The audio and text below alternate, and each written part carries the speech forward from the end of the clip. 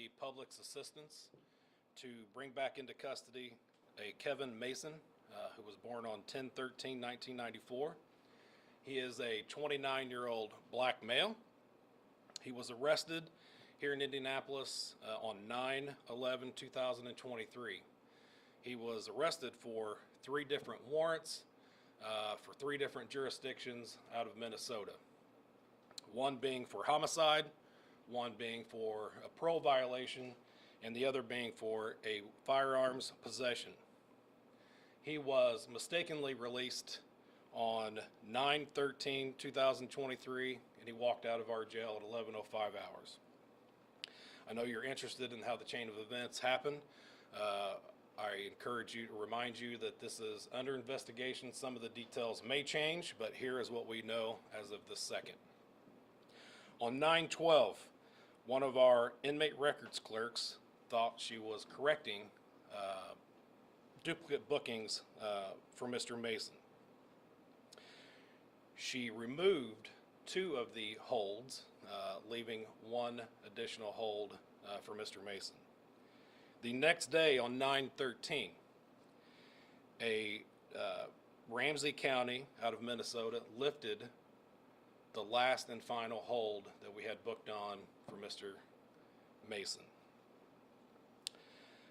That clerk and 2 other clerks were then charged with reviewing all of the booking information and then did not catch the error that happened the day before. So far, 2 inmate records clerks involved in this mistake have been terminated from our agency. This was an error. This should have not happened. Mason should not have been released from our custody.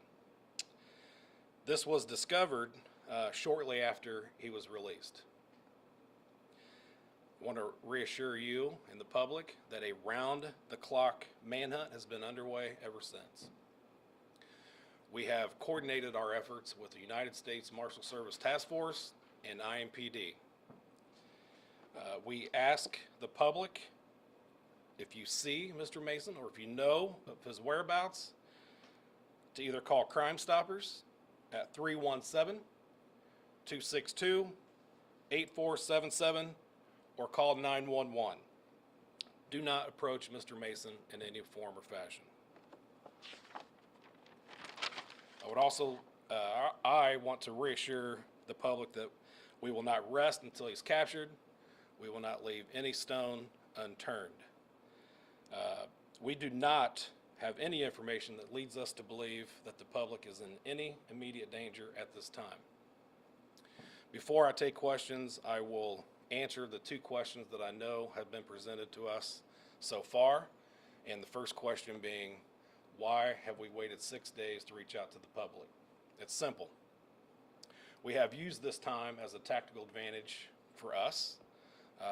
We have used this time as the quietness of the situation to not further run him underground and send him running further than what we wanted him to. The other question would be, why was he here in Indianapolis? He allegedly committed the murder in Minnesota in August of 2021. We believe that he has been here ever since, and that he has local ties to Indianapolis. And now I'll take any questions that you might have. I know you mentioned that the reason for the delay, but would the sheriff's office have still held a news conference in this time frame if we hadn't already started making calls on this matter? We have been discussing that, yes. So that was coming very shortly, had we not had our first inquiry today. We had a press release and this meeting planned for the last couple of days. Obviously that the manhunt has, and some of the information that we're getting kind of delayed that, and here we are today. Is there any concern that he could already be out of Indianapolis, central Indiana? That's always a concern. I don't want to get too far into the investigation and what we know at this time, but yes, that's a concern. Because he's been on the run for 6 days, do you believe that he is getting help from anybody if he has ties to Indianapolis? Yes, we believe that he has obviously evaded law enforcement since 2021. We believe that he is pretty good at what he does. We believe that someone, or obviously he has others financing him and helping aid him during this time, and then even today, we believe that's what's going on. You mentioned there's 3 holds.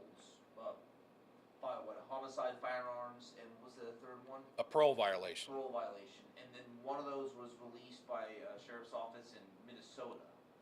One of those holds was released. You said that, right? It was by the agency that had the hold, and the hold, Ramsey County lifted their hold. It was for the firearms possession, and basically how that works is weren't going to extradite for that charge, which that was the only booking that we had left on due to the mistake the day before. And what were the 2 holds the day before? The day before, the holds that were released were the parole violation and the murder. So how would someone think that those are duplicate? That's a very good question. Our clerk that was reviewing it, seen 3 Minnesota holds, didn't realize what she was doing, obviously. I mean, these holds, it's a critical error, critical mistake. They're identified very specifically by the originating agency that did it. They have a specific ID number. They're all different, and then the case numbers are all different. So do we think after the murder that he's wanted for in Minnesota, he was never arrested there? He fled and came here? Absolutely. Okay. And can we say what his tie is here? Is it a family member? Is it a girlfriend? Is it a friend? We don't want to release that at this time. Are you able to disclose how long the clerks had been in your employment? We'll have to get back to you on that specifically, but they've been there the You said couple of that years. the public's not in danger, but this person's charged with murder, a firearms, weapon, and parole violation. Should people that are living here in Marion County be worried he's been gone a week and not be found? Which is why we are asking for the public's assistance. Obviously, we believe that he's been here since 2021. We don't have any current charges on him as of right now. We don't know of any crimes that he's committed here in Indianapolis. We do believe he's been here for some time. If you feel like you had a tactical advantage or somewhat of a tactical advantage not disclosing that this guy was missing, at what point during the 6 days did you think that you should come to the public and the press to help get the word out so people can avoid this guy? We have been concerned about that from day one, and information that we have led, we've been very close, we believe, several times. And again, we didn't want to give away our tactical advantage, didn't want to let him know exactly what we were out looking for him, and now that's what brings us here to today. Did you feel like you were closing in on him day one? I don't want to get too far into what we got going on. I don't want to educate him as well, so we're not going to discuss too further into the. We'll take one more When question. you picked him up and had him in jail on these warrants, where did you find him then, and how long had he been in jail before this release? We arrested him on 9/11, Okay. and we released him on 9/13. Is the sheriff's office considering any sort of reward for the public to help locate him? Obviously, Crime Stoppers is a way to get to. They have a mechanism there to make sure that happens. Can you say he's still in Marion County? I mean, do you think he's still in the area? We don't know. That's why we're asking for the public's help. All right, thank you guys. Please let us know in writing if you guys have anything further.